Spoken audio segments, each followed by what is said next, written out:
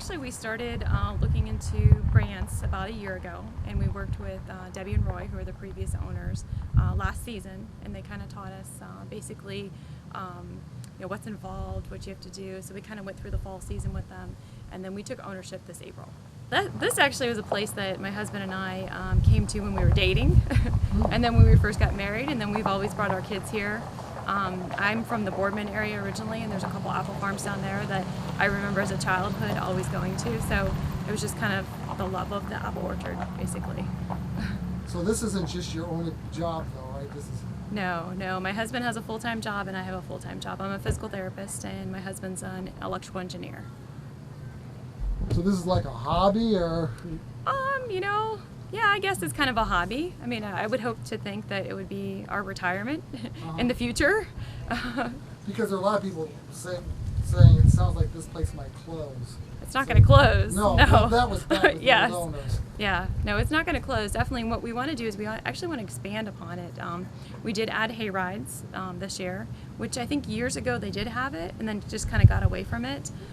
We are bringing back school tours, so we already have kind of Girl Scouts coming out, people contacting us about doing school tours here, which over the last couple years they did not do. We brought in some new products like ice cream and turnovers. We brought those back. Trying to just add a little bit.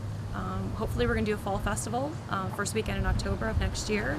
We're kind of working with some local running clubs and trying to get a 5K run through the orchard. So that's going to be in the works for that first weekend in October. So how many trees do you have? We have 2,600 trees, thereabouts, as far as apple trees. And then we have pear trees, and we have 6 varieties of grapes. We actually have 22 varieties of apples. So that sounds labor intensive. It is labor intensive. That's why we have a lot of employees. How many do you have? Currently we have 17, and probably we'll be hiring a little bit more in October. Just that's when our busier season, the end of September and October, that's when we get really busy. Is it worrisome that you're kind of dependent on Mother Nature? We are, yes. There was one day that we actually had a little bit of hail, which we were a little scared that it was going to hurt the apples, and it did show some little pecks in some of the apples. We have geese that get our apples, we have deer. Yes, the cold, we're worried about, the one year that the Brants had it, the frost came early and ruined all the blossoms, so they didn't have any apples that year. So yeah, it is dependent on the weather. People can come here, photographers come here and bring seniors to take pictures. I mean, it's a beautiful place, beautiful setting. We are going to add walking tours eventually, and then hopefully we just add things like we want to have a nature tour through the woods, different things. We want to have a play set for the kids to play on. That's going to take a little bit of time to get that. We'd like to have a pavilion, so we can plan different parties and baby showers and wedding showers and stuff. We do have a full bakery, so we bake every day that we're open, Tuesday through Sunday. In the bakery we have apple pie, turnovers, Danish, muffins, cookies, cinnamon twists. Just the other day I was experimenting with things and I made apple crisp, and I just kind of took it out as a sample with everybody just to see how they felt it would taste over ice cream, just as a sampling. So in our market we have apple butter, apple syrup, blueberry syrup, a lot of different pancakes, just a variety of different things that people would like that maybe have apple in them. Actually, the cider's interesting. We do use a cider press that's over 100 years old. It's the same thing that we use, so when people come here, they get to see that 100-year-old cider press. And basically, we press probably once or twice a week. And when we are pressing, people are welcome to kind of watch, from a distance, not up close. I don't want anybody to get hurt, but it is kind of neat to see. It's always had it open to the day before Thanksgiving. We may go into Christmas. It just depends on our winter. We'd like to stay open during the weekends in December, basically to kind of make it like a winter wonderland. We have really rolling hills that would be great for sled rides. We can still make hot cider. People can order their cookie trays for Christmas, and baskets for holiday baskets. We're going to try to set it up like with Christmas trees and different things like that. So we're going to try. We're just going to see how the season goes and see what the winter is like. It's my job to oversee all the pruning, the spraying, the picking, the processing, the pressing of all the apples and the grapes. We have 22 different varieties of apples. It starts with Jersey Max, Tiedemann Reds, Paula Reds. Then we have Macintosh, Honeycrisp, Cortland, Jonathan, Empires, Melrose, Firm Golds, Golden Delicious, Red Delicious, Empire, Ginger Gold, Sansas, Red Freeze, Val Stars, and we have 6 varieties of grapes, which include the Vanessas, the Mars, the Himrods, the Marquis, the Glenoras. We have 3 varieties of Asian pears, which are the Chijoro, the Nataka, and the Olympias. I believe I named, I forgot an apple variety, the Wine Saps and the Rome Beauties. Basically, the Macintosh Cortland is our best cooking apples. For an applesauce blend, basically we use Golden Delicious, Cortlands, and Jonathans mixed together. Earlier in the season, we recommend Paula Reds, Tiedemann Reds, and Jersey Max mixed together for pies and applesauces and any baking needs you might have. As far as eating apples go, best eating out of hand apple is the Honeycrisp, hands down. And the reason why is it's a totally different eating sensation. When you bite into most apples, the cells of the apple tear apart from each other. When you bite into a Honeycrisp apple, the cells of the apple actually pop or burst, and that gives you that completely different texture or eating sensation that people, I think, appeases people so much with the Honeycrisp apple. Our table grapes are all eating grapes. We don't make wine or juice with any of our grapes. The Asian pears are a new thing that a lot of people haven't tried before. I mean, they've been around forever, but a lot of people just don't see them. A lot of times you only find them in inner cities or as like a small little corner item at a supermarket. And we have 3 different varieties, and a lot of people just think there's one variety. And each one's very uniquely different from the other ones. It's hard to say how many trees there are exactly. There's about 20 acres altogether. The number of trees kind of eludes me at this point. I want to say it's close to 8,000, possibly. I've lost count. So how do you maintain 8,000 trees? You spend a little bit of time on each of them, and sometimes you spend a little more time on the ones that seem to have a little more value to you.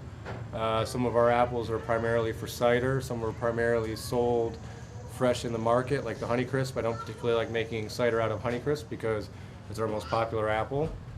And you just stay at it. You stay diligent. I started working for Roy and Debbie Brant in 1995. I worked with them for 13 years until around 2006. Where at that point I went to Madison and started working for South River Vineyards and Chalet Debonnaire. And I'd actually worked half the season I worked for Roy and Debbie, and then the other half of the season starting in 2000 I started working for Debonnaire. 2006 I worked exclusively for just Debonnaire and South River Vineyard, and when I had basically kind of gotten a little tired of the vinifera wine industry and wanted to kind of get back into apples, I came back to talk to Roy. And this new opportunity kind of arose out of that meeting, and this is where I'm at now. So were you always interested in fruit? No, I did not know that. I was probably 22 years old in 1995 when I came here on a whim. The manager at the time had stopped into the camera store in Ashtabula and talked to my wife, Christy, and asked if she knew anybody that wanted to pick apples. So she gave him my name, and I came out to pick apples, and that very first day I knew it. I loved it. Rained all day, picked Cortlands in the rain all day long, absolutely loved it. And from then it just grew and grew and grew. I mean, I was raised in agriculture. My parents were, we raised beef cattle, so I was never, I always knew about hard work and long hours and things like that. Mm-hmm. But I never really had any personal interest in apples anyway. I'd always had an interest in botany and agriculture and things like that, but apples really appealed to me. I really enjoy the grapes as well, but it is very difficult on the knees and the back, especially vinifera wine grapes, where a lot of the work is basically right at ground level. I also like the apple industry more because I can eat constantly all day long when I'm working. I can eat apples, where in the wine industry you necessarily can't eat the grapes that you're working with. So that's an upside of being in an apple industry. Well, I know a few different stories and oddities about the cider press. The cider press was built, I believe, in 1893. It was actually used in the World's Fair in New York in, I believe, 1939 or 1937. I always get the year kind of mixed up. but it actually set a pressing record. And I'm not really 100% sure if the pressing record was in volume in a time limit, but I know it has set some sort of pressing record. The other story I've heard about our cider press is that at one point, when Roy and Debbie bought the press, there were two presses that were exactly alike, and they were in Geneva. And I was told that they used to be under ownership of the railway workers. They would come through town in Geneva, and in their off time, they would make cider to basically make hard cider out of in their downtime. It's an oak table. It's all steel gear driven. We do have an electric motor that runs all, the initial drive motor, but everything else is still belt driven, gear driven. The table completely turns so that on one side, when you're grinding the apples, they go down onto basically a press cloth and a press plate. We usually go about 10 layers high. We do 7 bushels at a time, so on average, one side we're doing about 70 bushels per side. That ends up being about 2,800 pounds of apples, around 4 bins of apples, so to speak. The whole table turns then at that point, turns from one side all the way over to here, and then the table presses it out, and then the juice gets sent up to a 250 gallons holding tank, and then we jug it out, turn the table back, and do it again. We tend to do 3 sides a day, around 210 bushels. The average bushel will produce about 3.2 gallons of cider at a time. We do not pasteurize our cider, which on the other side of that, every cider apple that we use is hand-picked and washed. Any apple that drops on the ground out in the orchard is basically thrown away. Any apple that hits the floor in here while we're pressing or sorting, processing apples is thrown away. And thrown away, by that I mean usually we have a pig farmer or horse farmers that come and then they get those apples. But any apple that hits the ground at all, in any situation, we do not make cider out of. I do not have any intentions of pasteurizing. I hope we do not, because I think a lot of people appreciate that we do not pasteurize. Our cider is extremely clean. We are very thorough about our cleaning process before and after we press. And I think people appreciate that really true cider taste. What is there a combination of different kinds of apples in a good cider? Yeah, absolutely. You really want to kind of have a larger percentage of your pressing be a neutral apple that isn't too acidic or too sweet. And that's usually I do 50 to 60% of the apples like that. And then basically break up the other 40% with about 20% of, a little bit more sweeter apples and 20% more apples that have a little more acidity. And also a lot of times the apples that have a little more acidity will tend to have a little more full flavor to them. And you want it to be well-rounded. And it is more difficult this time of year because when the summer apples have a little more starch in them and not as much sugar, because that takes a little more time for the carbohydrates to be converted into sugar. So as we go through the season, the cider does become progressively more sweet. We do have some of the earlier apples coming in now, like the Gala apple and some of the ginger golds, which are starting to add a little more sugar to the cider. I'm pretty excited about this next pressing we're going to do because I was able to increase the amount of Gala that's going to be in it, and that'll make it a more well-rounded, more sweet cider.